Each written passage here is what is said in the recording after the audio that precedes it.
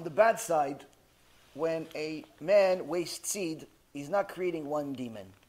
He's creating hundreds of millions of them.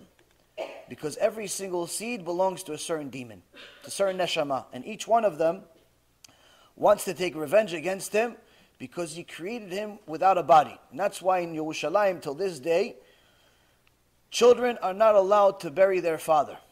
They're not allowed to go to the Bet Kvarot. Why? Because everyone fears that in Yerushalayim there's such level of Kedusha that those demons will come and kill the kids at the cemetery. So they're not allowed to bury the father. They have to stay out of the cemetery. Why? Because any seed that the father has wasted throughout his life, that time comes when they want to take revenge. When they want to take revenge? When they're jealous of the kids. When are they jealous of the kids? When the kids are burying the father and they're not able to bury the father. Meaning they're able to do something that they're not able to do. So when a man wastes seed, he is creating millions of them. And that's why anytime a man wastes seed, the punishment begins here. It doesn't wait for Genom. So anytime a person wastes seed, usually Hashem punishes them right away. So usually there's an immediate punishment that's obvious, which is they lose money. One of the reasons is because Hashem gives a person shefa, gives a man shefa, gives a person a reward.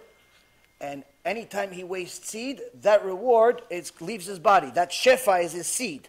When he wastes it, he's wasting the reward. So let's say, for example, Hashem gave him $25,000 reward this year. He wastes seed. The next day, he sees his portfolio drop $25,000. He says, what happened? How come the market dropped so much? Nothing else went down except my portfolio. I don't understand. No, you should understand. You wasted seed yesterday. You wasted seed yesterday. Today, that's what happens. So many, many times when you see people go broke, this is part of the reason.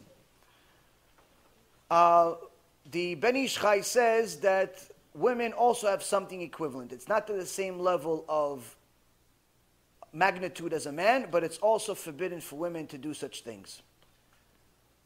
Now, on the other hand, on the good side, there is a mitzvah that a person can do that can yield him endless reward. Just like there's endless punishment, there's also endless reward. What is this mitzvah? The mitzvah of zikuy rabim.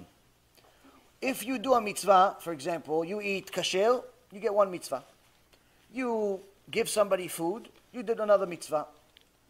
You do tefillin, another mitzvah. Go to Beit Knesset, another mitzvah. Keep Shabbat, another mitzvah. These are all mitzvot, this is good. But sometimes you get an opportunity in the Torah that the mitzvah can create another mitzvah. What is this mitzvah? The mitzvah of zikuy rabim, which is to make other people do teshuvah. Why? Because let's say, for example, you take one of the CDs that I gave you for free, and you listen to it, and after you listen to it, you're not going to listen to it a second time. You take that CD, and you give it to your cousin, you give it to your friend, you give it to your colleague, you give it to your wife, whoever, you give it to somebody. They listen to it. First of all, every second they listen to it is a mitzvah, because it's full of Torah. Every second they listen to it, it's a mitzvah, it's a Torah. That means every time they make a mitzvah, it also goes to your account. It goes to their account, it goes to your account.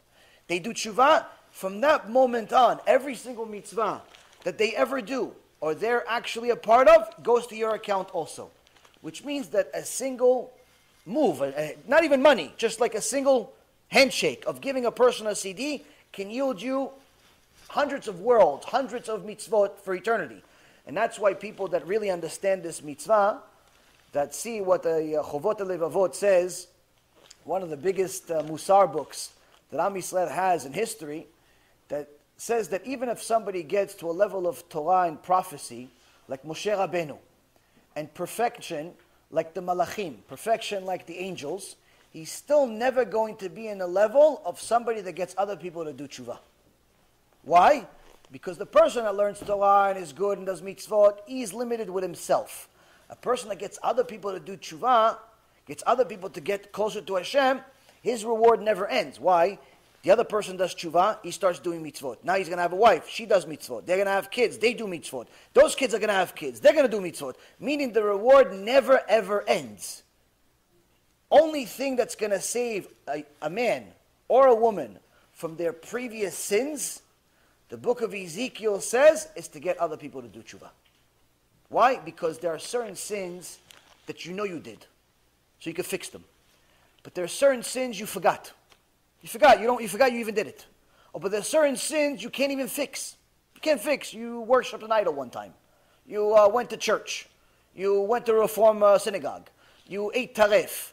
You went out with a goya. You went out with a goy. You did all these things. You made mistakes in your life, like I did. We're not, nobody perfect. How can I fix these things? It's already done. What can I do? I get somebody else to stop. I get somebody else to stop it. Once you get somebody else to stop it, it's as if you didn't do it. And that's why the book of Ezekiel tells us, you want to do teshuvah, get other people to do teshuvah first. Get them also to do teshuvah.